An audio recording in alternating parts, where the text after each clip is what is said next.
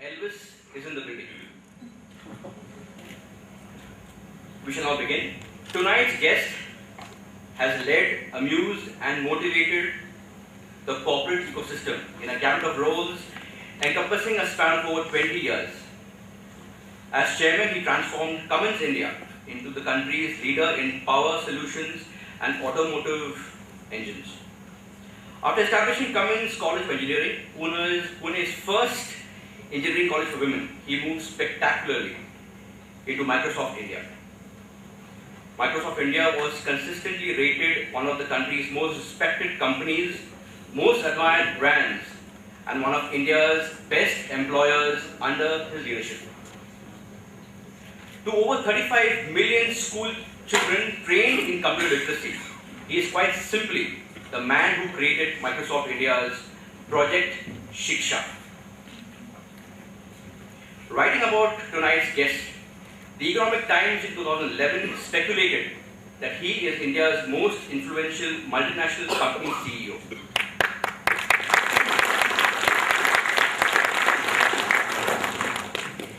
ET's annual survey certified just that.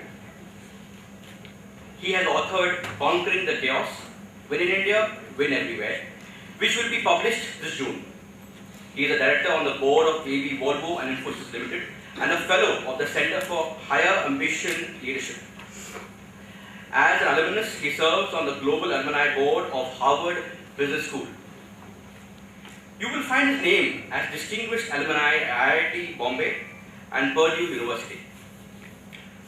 I could go on forever, but it will only delay the moment when I invite the keynote speaker for the evening, the superstar in the corporate world, Ravi Venkatesan.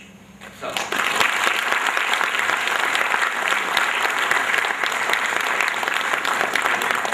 Thank you, Tony. And I begin to see why people fall asleep at functions.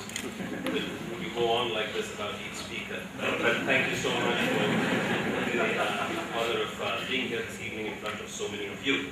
Let me plunge right in. Let's start with an informal poll. How many of you would raise your hands and say, I'm thrilled with what I'm doing, I'm pretty satisfied at the very least, and for the next 5 years, I don't plan to do anything different. Okay. So, guess what? This is fairly typical. But over the last 5 weeks, I published a series of articles in the Economic Times on how I'm handling, my big shift. If this wasn't about gyan and wisdom, it was simply my truth and my reality. And it's called Conquering the Chasm. Crossing the Chasm. And what surprised me is that how many people read it, several hundred thousand, and more than 1,000 people found out a way to reach out and write to me. And I was amazed because it seems to really be the human condition out there. This combination of dissatisfaction, anxiety, and fear. And so that's really what I want to talk about today without repeating myself, because what can be read shouldn't be spoken about. Now, I am no career counselor, okay? So I have no particular sort of expertise in advising folks on how to manage their careers. I've managed only one, which is my own. And so I thought that's a pretty good place to start, which is talk about a little bit about myself, and more importantly, what I've learned from that. And if some of it is useful, well, that's good. That's a good evening. I recently turned 50. And 50 tends to make you a bit reflective and philosophical. And so I looked back at my life. And I found that my life very neatly organized itself into sort of 5 stages, 5 chapters of roughly 10 years each. It's not how I planned it. It's completely a retrospective rationalization. And I was born into a really ordinary middle-class family. My father was a government servant, which is what I think a lot of parents were in those days. Mother was a homemaker. And I grew up in the shadow of a much older sister, who was also much more accomplished. I was the ugly duckling, she was the swan. And the beginnings were really quite modest because I was highly introverted, average at studies, and terrible at sports. And almost nobody would have expected me to do anything of any interest. Now, all this changed when I turned 12, and I felt really sick. And for 1 year, I couldn't go to school. And it turned out to be the best thing that could have happened to me, because I was homeschooled that year. My father spent a lot of time, and he bought me an encyclopedia, and a set of 8 volumes. And by the end of the year, I had read everything, page cover to cover, of all 8 volumes. And we were also right next to a very good state library in Chandigarh. And so I was reading voraciously, and at the end of the year, magic had happened, because I was suddenly 3 or 4 years ahead of all my classmates. And I had this love for science, and I suddenly felt confident and successful and smart. And so, it was the launch of a very, very different career after that. I wanted to be a scientist, but as many people, we were talking in the conference room. In those days, in the 70s, mid-70s, you weren't very successful unless you were a doctor and an engineer. And so I said, okay, I'll look at those professions as adjacent ones. But unfortunately for me, I had a bit of a setback. In 11th and 12th, I decided to go to college instead of staying on in the same school, and I discovered freedom. And when the marks came in, it was a bit of a shock, because I couldn't get into any decent engineering or medical college. And fortunately, I scraped into IIT Bombay, and my father said, you better go, whether you like the department or not, you better go. And so I did. But this was a good shock, and I worked super hard and changed at the end of the first year, into the department of my choice. Now, when I look back, IIT taught me only one thing, and that was humility. For the first time in my life, I came up against people who were just vastly smarter than me. And I still remember, I still get nightmares of my third year machine design exam, where I was cold with sweat even back then, because I couldn't answer any of the questions. The grades came back, and I got 19 out of 100 marks. And the really shocking thing was I got a B, because the class average was 7. And the truly, truly shocking thing is 2 guys were in the 90s. Okay? And so, anyway, I realized, hey, listen, I'm not going to conquer this place through intellect. I better conquer it through hard work, which is what I did. And I managed to get out quite well. As I graduated, I had 3 choices. I could have joined IIM Ahmedabad, which is probably not a bad fate. I could have taken a job, or I could have done what I did, which is go abroad for a graduate education. And I'm glad I took what appeared to be the riskiest option. In the next 10 years of my life in the States, I ended up, after engineering college, working for a company called Cummins Engine Company, and where I ended up spending 16 years of my life. I started as an engineer in the shop floor, very quickly realized I liked managing things and people. Was lucky to get to Harvard Business School. The company was kind enough to pay the tuition. And so at the end, when I graduated, I came back to Cummins. The really important thing happened to me in 1996. Cummins had signed a joint venture agreement with Tata Motors.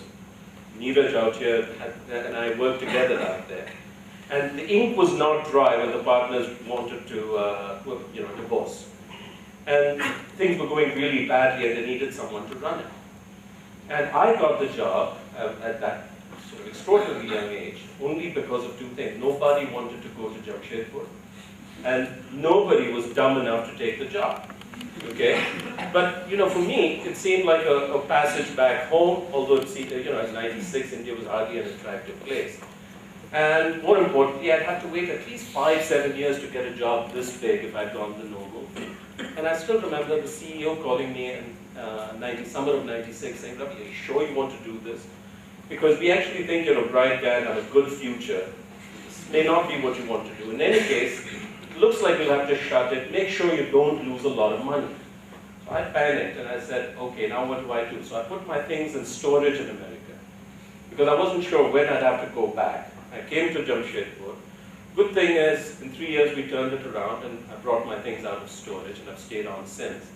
And after that I got responsibility for all the Cummins businesses in India. We did some really fantastic things. In fact, I think those were the most interesting, productive, professional years of my life. And so in 2003 I was shocked when Microsoft came calling. The reason I was shocked is I knew nothing about IT, and I wasn't even interested in it, and I told them so. They said, no, no, no. So I said, fine. I get a paid ticket to Seattle. I'll never get a chance to meet Bill Gates any other way, so why not? And I went and got an offer. And everybody around me said, don't take it. My family said, don't take it. My closest mentors, including Nandan Nilek, and he said, don't take it. And they were all looking out for me. They were concerned. What's this guy going to do in IT, and that to a tough culture? But one day, I was thinking to myself, am I going to turn 50 and look back and say, I had the chance to build Microsoft in India and I turned it down? How am I going to feel about it? And am I going to live my life based on fear or based on challenges and excitement? And I said, fine, I'm going to take the plunge, and if I get fired in 2 years, I'll be smarter anyway. And so I did, and it turned out to be 7 fantastic years. I think there are a couple of folks from the old team. And as Tony said very graciously, we built the business to $1 billion, did all kinds of wonderful things. But somewhere around 2010, I realized I'm no longer having fun. And I said, this stuff, we've achieved more or less all that I'd set out to do. And I can't imagine myself turning 50 doing the same thing. But there was a small problem. I didn't know what else to do. Just, leading Microsoft to go run one more company didn't feel particularly smart. I had all kinds of pipe dreams. I wanted to become a director of a good management school. I even spoke to Pankaj. We had a nice meeting in our home, and he fortunately advised me to turn my gaze elsewhere. I thought about joining a foundation. I had all kinds of pipe dreams. And so I said, listen, just leave and over time we'll figure it out. And that's what I did. And over the last 2 years, fortunately for me, things have settled down in a nice way. I have a portfolio of things now. I don't do one thing. I had a real tough time when somebody says, what do you do? I don't know how to answer. I do lots of different things. But there's a method to the madness. I would say there are 3 themes to all that I do. I'm passionate about globalization. I've spent 2 years of my life writing a book. It's called Conquering the Chaos, as Tony said. Now, here's the good news. It gets published on June 17th, but outside we have a few copies, which we're not supposed to tell my publisher this, but I thought we'll put out a few copies, see the reaction. Some of you like it. Maybe you'll go to Amazon and write me some favorable reviews, so when it's available, people come. So I've written this book. I've joined 3 boards, one in India, one in the US, one in Europe. That keeps me sort of really, really aware of what's going on around the world and how the world sees India and so forth. So globalization is one theme. The second one is this idea of how do you make a difference. I think I reached the stage, like many of you in this room, where you want to, quote unquote, give back. I don't like that phrase, but the sentiment I think you will understand. We want to do something that is, beyond ourselves. But it's not easy. We each want to give back, but we say, hey, listen, the money I have to give, is it going to make any difference? If I give this check to the NGO, is it going to be used properly? I don't want to leave my job full time. I just want to give a little bit of my time. And when you put all these constraints, there's no good way for people to actually contribute. So we decided to create an organization called Social Venture Partners. We started in Bangalore. In the last 10 months, we have 60 partners already. The idea is to create a national network of like-minded people. So if you want to give back, you can plug in. You'll instantly find a community of people who are, civic-minded, care about the kind of country we're creating. We pool our, financial contributions together. Every year, we pick 2 or 3 organizations, and with whom we, get into a multi-year engagement, 5-year grant, and so forth. So anyway, it's still early stages, but it's quite promising. So this idea of giving back and so forth is the second theme. And the third is leadership. About 10 years ago, I came to the conclusion leadership is not just important, it is everything. And the reason our country is in the state it is because all our institutions don't have the caliber of leadership we think it needs.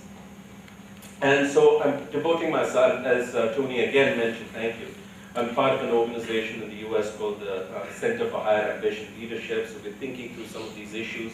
My writing, including the Economic Times series, is a lot about awakening the leader in many of us. Evenings like this is all about that. So that's kind of how it's shaping up. So what's the point? The point of all this is, I think there are 3 or 4 important lessons which are generalizable.